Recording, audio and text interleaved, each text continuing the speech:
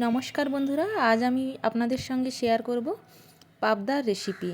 তো একদম সহজ উপায়ে আমি প্রথমে পাবদাটাকে লবণ আর হলুদ মাখিয়ে নিয়েছি। ভালো করে আমি ম্যারিনেট করে নিলাম। তারপরে আমি একটা প্যান নিয়েছি, প্যানে দিয়ে দিয়েছি সর্ষের তেল। আপনারা চাইলে সাদা তেলও ইউজ করতে পারেন।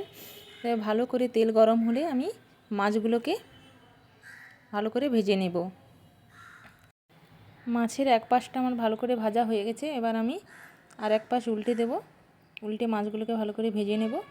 এখানে আমি নিয়ে নিয়েছি মাটির কড়াই, দিয়ে দিয়েছি সর্ষের তেল আর 1 চামচ জিরে, দিয়ে দেব একটা পেঁয়াজ কুচি আর টমেটো কুচি।